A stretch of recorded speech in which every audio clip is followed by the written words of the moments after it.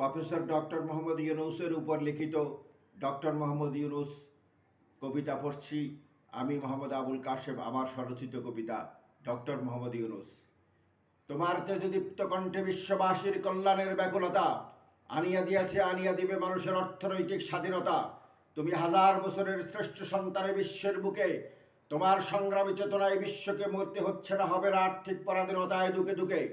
তোমার সংগ্রামী আহ্বানে বিশ্বের জনসমুদ্রে আসিয়াছে জোয়ার, খুলিয়া গিয়াছে কাঙ্ক্ষিত অবারিত মুক্ত আর্থিক স্বাধীনতার দুয়ার। তুমি দুঃখী মানুষের দরদি মহান জননায়ক, তুমি বিশ্ববাসীর আর্থিক স্বাধীনতার মহানায়ক। বিশ্বের অগণিত দুঃখী মানুষের হৃদয়ের কথা বাজিত যেন তোমার কানে কানে, তাই যে বিশ্বকে তুমি ভালোবাসিয়াছিলে মনে প্রাণে। তোমার মতো ভালোবাসায় পরিপূর্ণ জননায়ক বিশ্বে বড়ই প্রয়োজন। তোমায় কৃতজ্ঞতা বলে সম্মান জানাবার তরে আমাদের সকল আয়োজন। তোমার বজ্রকণ্ঠের আহ্বানে জাগিয়াছে বিশ্বের অগণিত জাতি, অর্থনৈতিক পরাধীনতার ডাক পাশ থেকে স্বস্তির জন্য আর্থিক মুক্তির আহ্বানে উঠিয়াছে মাতি।